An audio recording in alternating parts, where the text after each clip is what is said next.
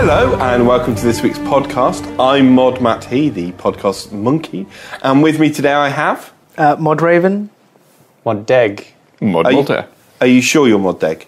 No, I don't have any pieces of paper in front of me to get the Foley for the great jokes, or the next podcast. You do it next podcast. Okay. Yes, and we're here today to talk about...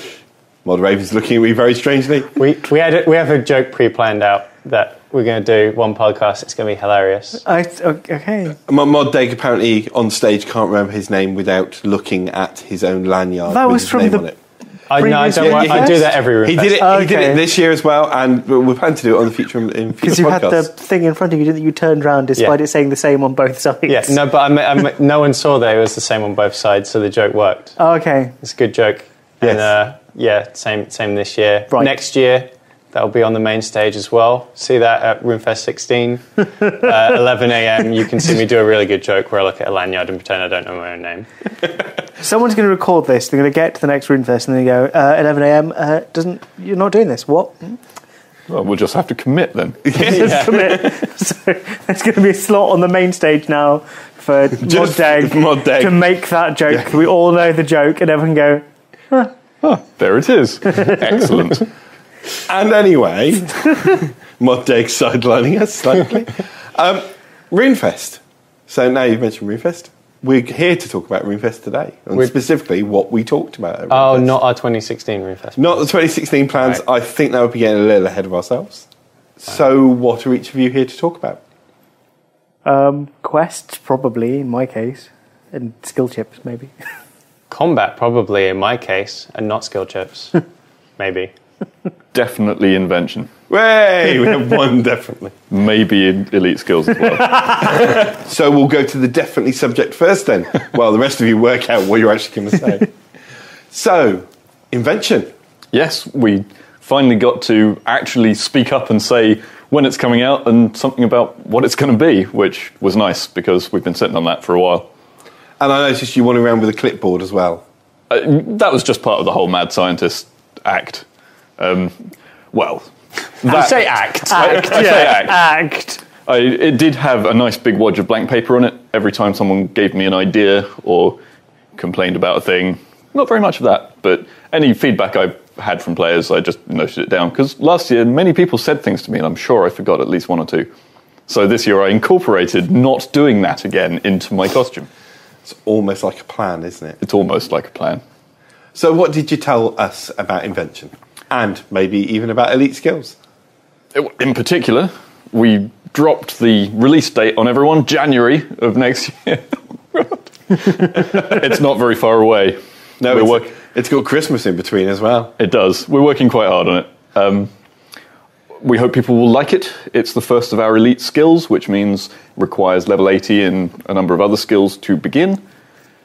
We went through a bit of how you need to disassemble existing objects in the game in order to collect the materials that you'll use to craft yourself new, unique devices that will do useful things for you, and augment existing weapons with levelable abilities with these perks that you can add to them that will let you tune your arsenal of weapons and your armory of armor to situations that you might meet in the game. So you can stack particular perks that you've gone looking for and that you've tweaked and tuned and found the best set for your Slayer, for your this particular boss, for that particular boss, for your raiding. And likewise with tools, you'll be able to do the same. So there's quite a lot of it. Okay. So what's an example of a perk then? Ooh, which one shall we go with? There's over 150 at the moment. Right, okay, that's quite a lot. Although some of them may not make it, obviously, if they prove just too wonky to do in the time. Are you encouraging players to catch them all? I am encouraging players to catch at least 151 of them because I'm a bit old school like that. Okay. So, let's go with, up front, there's a biting perk. It's called biting. It just increases your crit. Okay. That'll be quite hard to get hold of. Any perk that's just straight up, this makes you more powerful, will be reserved for components and materials that you can only get off of particularly valuable disassembles. Okay. Further down the list, there's things that, for example, might reduce the cooldown on a particular ability while making it cost more adrenaline, or might make it cost no adrenaline, but it only affects one target instead of 3. Right, okay. For example, so tweaking and tuning not only what your weapons are for, but what they mean for the abilities you use in combat. There's also one called talking, which just straight up makes your weapon, armor, or tool start saying stuff to you at random intervals. Right, okay. So there's a fair bit, there's some whimsy in there. So there's some whimsy in there. You can probably classify a perk like talking as being actually a detrimental perk almost, because it's using up a slot that you might otherwise use to tweak your combat output. Yeah. But personally, I like to think of that sort of thing as just being a bit of fun. Obviously, if you're looking to min-max, then you'll want to try and get perks that do all of the things that you want them to do and none of the things you don't want them to do. Yeah. And that's where the skill of tuning your perks by putting different combinations of materials together will come in. Okay. Was there any particular feedback that fired off any further ideas while you were at RuneFest? Well, there was the Reveals of 2016 presentation in which Mod Osborne said a whole slew of stuff about devices that we haven't actually finished designing yet. Right. So that was fun. That sort of thing happens every RuneFest, you just deal with it. But in particular, the duplicator device raised some hackles. Yes. Because that's a consumable device. You put something into it, and it has a chance of giving you back 0, 1, 2, or sometimes 3 of the thing that you've put in. Right. So it's got a chance to just eat your item or give you some lovely stuff. Right. But people were obviously concerned about, will you be able to put in discontinued items like party hats? Yeah, I put a party hat in that. So to allay some fears, there will be a whitelist of what you can put in. It's right, largely limited to tradable things for which the source is still present in game. So, okay. So discontinued probably won't be on there. Likewise, to reassure people, we are tuning that so that the expected outcome isn't just everyone will put all of their stuff into these over and over again until there's millions of Drygors everywhere and Drygors crash, panic sell Drygors. Yeah. We're looking to make it just a bit of that high-risk gameplay without having to go looking for dodgy player-run games of chance and other things that we don't like. Okay. I believe the traditional thing to say now is sell wands. Panic sell wands. Oh yeah, always panic sell wands. And maple longbows. Okay. And so to combat. Yes. Combat's great. You might want to use your tuned weapons on it. See, there's a really smooth transition. I It's connecting the two. It's a segue, that's called. Yeah. We haven't added any segues. We've actually confirmed that the next addition to raids will be a boss that is weak against singing weapons. Right. Not talking weapons, singing weapons. Yeah, it's an upgrade to talking. 152 perks. Yeah, that Mortaire is just finding out about now. And poor old Mod Bond is now realising he has to write 150 odd new songs for the singing weapons to sing. There is fear in Mod Bond's face. Pulling an amazing face right now. Yes, I'm sure it just takes a few afternoons. now there is a look of murder in Mod Bond's eyes. Moddeg, I would remind you, Mod Bond is recording you. He can splice your words and make you say anything he likes at this point. I kind of like the idea of conflict. You're at his mercy and no one else's. Oh dear, I'm sure it's going to be. I'm going to stuff. Oh dear. Have you run out of words? Yeah. So combat. Oh yeah, that. Yeah. What did you reveal about combat at RuneFest? We revealed that we are working on God Wars 2. Ba-ba-bow! That was our big announcement, including that sound. That's what Mod Osborne did on stage. So, ba-ba-bow. We haven't actually really decided what God Wars 2 means. Right. The concept art we showed was Sarah fighting, not Sarah. Mod Sarah. Mod Sarah is now in the God Wars dungeon. Is like a Seren-inspired character fighting a Tusker-inspired character. Right. Probably won't actually do that. These are just like ideas that we're drawing up to sort of draw inspiration. Yeah. But there are like a few different ways that we might go with that. And I discussed them with a lot of people in RuneFest, engaged their reactions. Noted down when there was a frowny face. note it down when there's a raised eyebrow and like, oh, that's an interesting idea there. Okay. And I'm sure we'll talk more about those ideas. Any particular favourites at the moment? Or is that spoilers? I mean, it might turn into spoilers. I kind of like the idea of doing Elder God Wars dungeon. It doesn't really make sense, so we won't do it. Right. But like we have shown that there are things like... Story-wise, that's slightly interesting. That's fine. We'll figure it out later. We'll put it in and then we'll ask Mod Osborne to justify it somehow. But like, no, we've shown that there are things like Tokar, so there clearly are constructs by the Elder Gods that fight and stuff. Right. But like, as I said, these are just sort of ideas that we're throwing around that we also might do, like a second set of generals for the existing dungeon. But right. That's a bit less exciting in my opinion. Fast forward to like 6 months from now when that's what we do and everyone's like, this was the thing you said wasn't exciting. So maybe I shouldn't have said that. It's probably fine. It's all right. It's mod deck. We're used to it, aren't we? Yeah. But the thing that is definitely going to happen with it's going to be the same sort of style as God Wars, where there's a big area full of lots of different types of NPC who are, in conflict, and there will be a variety of big old bosses to fight that will be probably doable in really small teams or even on your own if you're really cool. Because that's what we measure in combat. It's not skill, it's coolness. It's coolness. Yes. So what else apart from God Wars Dungeons 2 then? We're going to be working on a solo boss next year. It's going to be in a similar sort of style to the Queen Black Dragon, where it'll be mandatory solo, which is, I think that's the only boss that we've done that with outside of a quest. But yeah, we did raids last year, which was the extreme. You must be in a group, really difficult, you need coordination. And this year we're doing something for the opposite end of the spectrum, where it's a lot more accessible, where you don't need to complain because someone else has provoke on their revolution bar and keeps taking the boss off of you. That was a fun thing that happened in raids testing, was Mod Avatar just arbitrarily deciding, I'm tanking everything without telling everyone, and if you try and take it back, I'll take it back, which is very confusing. He's great.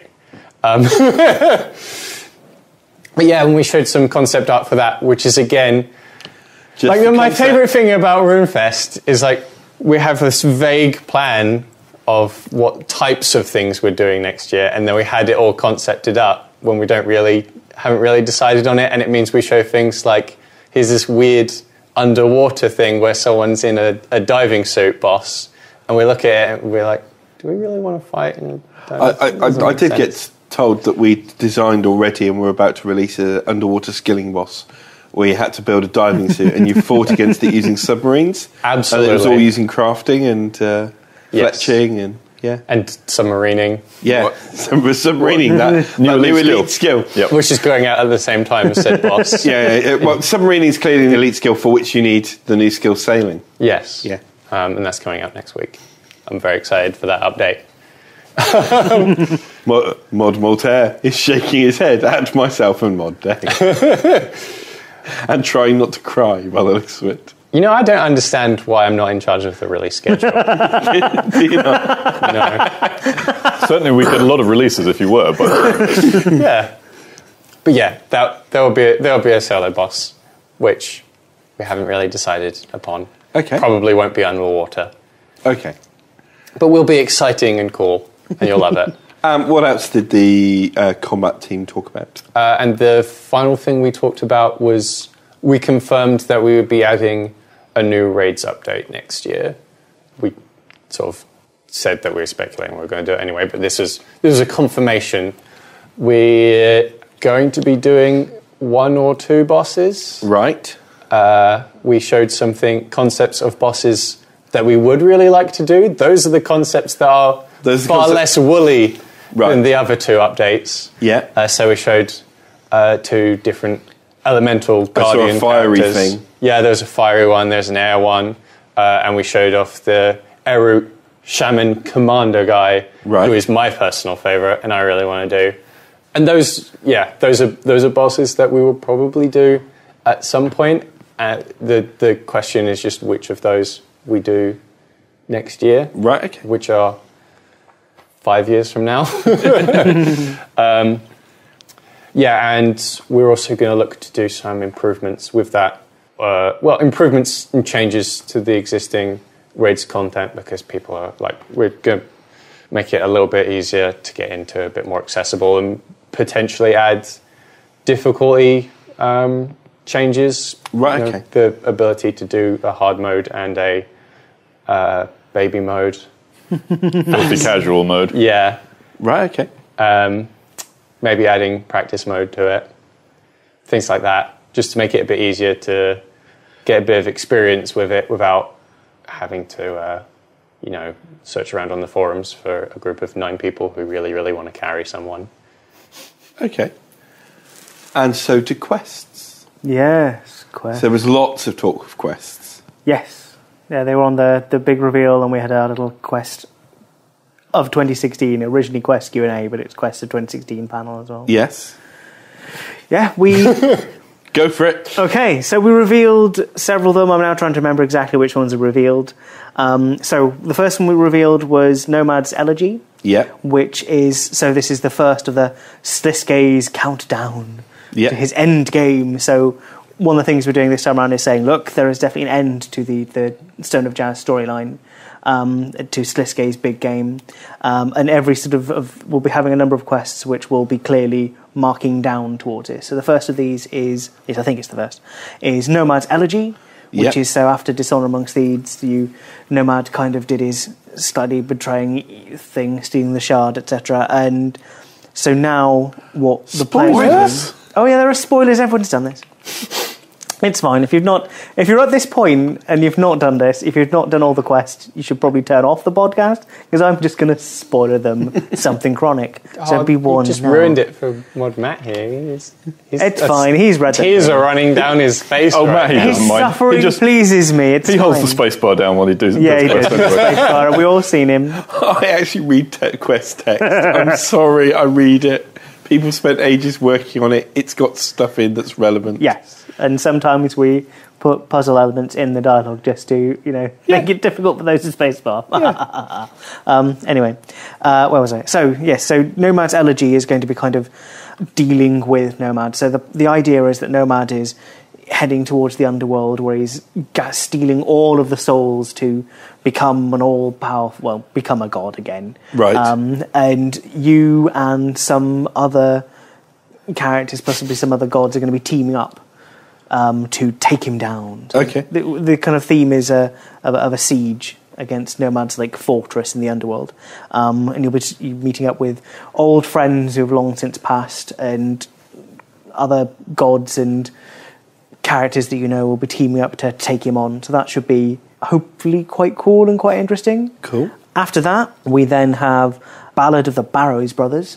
Yeah. Which is, so this is a more personal one. This is looking at Sliske and going, Sliske. He's an interesting character. We don't know that much about him, really. And we're going to learn a bit more about him. We're going to learn about his ultimate motivations. We're going to learn a bit about why he is such a thing for the player character. We're going to learn through the closest to what he really has as friends, which would be the Barrows brothers. We're going to learn who they are and who sort of they were. And then we've got the big reveal of dun dun dun, the Barrows sister. Yes, the sister. And so we're going to learn why she's important and why she's important to Sliske. Right. And all of this is going to be a very character-driven story. Yeah. Much more personal than we've done before. It won't be a big sort of scenery showcase. It'll be much more contained, much more about the individuals, which should be very interesting. And each of these are going to have a big thing that will tie through to the end game at the end. Okay. I like that Sliske's closest thing that he has to a friend are essentially puppets. Yeah, they're essentially puppets, but I think that sums up Sliske perfectly. The closest thing he would think of to a friend is probably the player character, but in terms of kind of who actually it's going to be the Barrows brothers, probably know him the best, kind of, and they're like zombie freaks, so it's fine. I now have a mental image of Mod Raven as Sliske with a hand puppet continually talking to it. Yeah, no, I'm picturing Sliske with Elmo. Yep, that's fair. Yeah. That's fair. I was thinking penguin hand puppet, actually, personally. Yeah. Oh dear. Anyway, where were we? So, after that, we have Fate of the Gods 2 was another one revealed. Yes, it was. That one was revealed on the main stage. I'm trying to remember what was revealed in the main stage rather than what's in the story that I know of. There was a nice piece of concept art. There was, which was Zaros and Zamorak. Yes. So that's looking at the whole kind of... There's been a little bit of concern that Zami might be buying it in that on the forums. I'm saying nothing. There is going to be a confrontation of some kind. Yeah. What that is, we'll wait to see, because of course, Zaros has said before that he's not particularly bothered about. Well, he said he's above petty revenge. He's above petty revenge, but is he really? I mean, we've seen that Zaros can occasionally be a bit kind of petty. Yeah. So maybe that was just him kind of being all like, oh yes, I'm very noble, I'm above it all, I'm above it all, but really sharpening the dagger to stab Zamorak in the back or the face, which is probably more likely. So we'll be learning more about Zaros there, we're learning more about kind of his ultimate goals, we'll be learning more about Zaros and Zamorak and their relationship, and we're learning a bit more about Frenesque and I think the Majorat in general. Right. Will we learn a little bit more about the Second Age as well, maybe? We probably will learn a bit more about the Second Age. Yeah. I don't know how. And how they got to where they were. Yeah, I'm not sure how sort of strong that strong will be. Of the Second Age. The rest of it will be strong and awesome. That sounded bad when I said that out loud, but never mind. I think we all know what you meant. Yeah. Sorry. And then, so out of the Stone of Jazz storyline, and then we come to the end game. Right. Sliske's end game, the finale of the Stone of Jazz storyline, where all of these elements, all the elements from before will finally come together. You'll get that confrontation with Sliske you've always wanted. You'll see how all of your choices have played out. We'll learn of Zaros' master plan. We'll learn of Seridan's role in the future. We'll learn of all of these cool things getting together. It will be epic. And we're also planning on, and I say planning, I'm using this word very importantly, because we're planning on having a bit of a new approach with this quest, because this is going to be so big and so epic, and all your choices are going to be so important. Yep. What we want to do is make it so that when you have played through it once, you can play it through again. Your first choice is your canon playthrough. Yes. The choices you make in the first playthrough will be the important ones. They will want to stand in future. But you will be able to replay it with some way of changing the choices that led up to it. Okay. So we're calling it deleted scenes. So you can go back and see what could have been. So if you'd, I don't know, if you decided with, well, we've been talking about if you changed like the world events, but I'm not sure whether we'll get that far because that requires a huge amount of work. But if your previous choice, so if you, for example, didn't incorporate certain bits in Seren when you remade Seren, then maybe there'll be a different play out to that. If you sided with Saradomin in World Event 1, maybe there'll be a different play through that. If you sided with Armadillo in World Event 2, there'll be a different play with that. So it'll be interesting you'll be able to go back and see how your choices mattered and how your choices within that quest could be different as well. So that should be really interesting. It'll be a lot of work, but it'll be really interesting. Yeah. And so I'm going to clarify that again with, this is planned.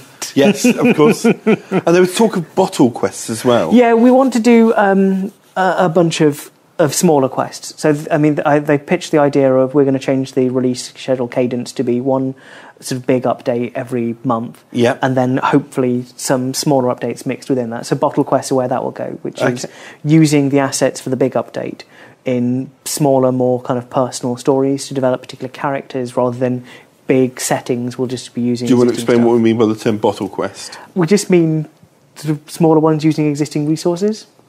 Contained? Yeah. Yeah. I suppose, yeah. Contained. Yeah. So if you shake them up and then open them. Yeah. Thank you.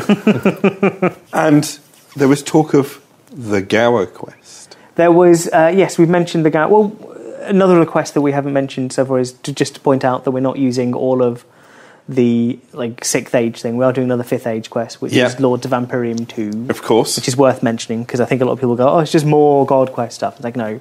Out of all the stuff planned, we do have other stuff. So we have Lord of Vampirium 2, which is to wrap up the vampire, well, the Myaki storyline to its completion after the awesome events of the last one. So that's to be to keep that sort of cadence moving, keep people focused on that storyline, and we'll see the ending of that. It'll be 5th Age, which should be interesting given some of the stuff going on. Yeah. Just to show that we're not just doing God Quest, and it's the same people who did Lord of Vampirium as well. Cool. So you know it's going to be good. But yes, we also mentioned Gower Quest, which is to do with the 15th anniversary of RuneScape. So in its 15th year, we've got the Gowers back, and they're going to be designing a old school nostalgic style British humour meta quest. Right. One small favour 2. One small favour 2, please. I don't know. It could be. It could be One Small Favour 2. It could be... I don't mind as long as you put them in the game and they're each wielding bows. Because then they'll both be the Gower Rangers. Oh. Shouldn't have asked. I can't believe you got that in. That's Gower Rangers. Discussion is over. We've got to Gower Rangers, and that's it. We're done. We should just end the podcast. Yep. Drop mic, walk away. Drop mic, walk away, Gower Rangers. So, yes, that's going to be a very nostalgic, tongue-in-cheek, old-school style quest. Great. Designed by the Gower brothers. Brilliant. So that was so much stuff. Oh, yes. Loads in 2016. Yep. So, last question for each of you. What was your favourite thing you saw at RuneFest? I'm going to be really sappy and sentimental here. All the players. It sounds really sappy, like I say, but that's the whole point of RuneFest for me is all the players there having a good time and being able to talk with them face to face about things that are important that are coming up and about things they've liked in the past. Yeah, the sheer passion that our players have for the game is really evident at RuneFest. Although getting to play my prototype Sinkholes card game during the after party, absolutely fantastic. Yeah, really good time with the players there. We had a whole bunch of players feedback; they really enjoyed that, and I think that's something we'll look at for next year's RuneFest as well. My favourite thing that I saw was the selection of flapjacks. They were good. They were flapjacks? Yeah, there was some with raisins. Not there for were some long. regular ones. Yep. No, there was like a nuttier variety as well. It's very solid showing. For I'm guessing they were in the staff room? No, they're available for purchase. Yeah, they were. I missed those. Gutted, Should have partaken. Yeah, but my pie was very good. The pie wasn't bad. Yeah, the RuneFest pies are good. Raven got a cold one though. I did. So. I got a pie. I was, this is nice. It's a bit cold though. So I thought these were going to be warm. And everyone else is just going, mine's really hot. And I'm going, I got the one that was clearly not on the warm spot. Oh dear. So what was your favourite thing, apart from the pie, clearly? My favourite thing, it's difficult. I really liked the Stone of Jazz. That was awesome. But I think it's going to be the... That's some bits in the office at the moment. Yeah, I know. I'm not quite sure how I can steal it. We're trying to find a place to put it at the moment. Yes. But my favourite bit was, so I did for one of the skill chips was go and talk to all the JMods. Yeah. And I had a challenge on mine, which was to pitch me your best evil laugh. Yes. And so that was my absolute favourite bit, because I had people coming to me. Some people were really, really nervous about doing an evil laugh. They were like going, a couple of people said, I'm too good to do an evil laugh, which is a lie. Everyone has this inner supervillain. And just the people pitching their laughs, there were some genuinely brilliant ones in there. There was someone like proper threw their head back and did the whole hands maniacal cackling. Right. People looked for the best spot for the acoustics to get the best echo. It was brilliant. Did anyone manage to inspire fear within you with their laugh? There were a couple of people so the idea was to pitch your best evil laugh, pitch it to me in a kind of Dragon's Den style. A couple of people instead decided to creep up on me and laugh in my ear. That was a bit strange. It didn't fill me with fear, more kind of, but that was interesting. Well, I think it was a really awesome RuneFest 2015. Yeah. I know we're already talking about RuneFest 2016 in the office. Yep. Yeah, we already got big plans for 11 a.m. And with that, I think we'll say goodbye before you start planning more of your jokes. Bye, everyone. Bye. Bye, guys. Bye.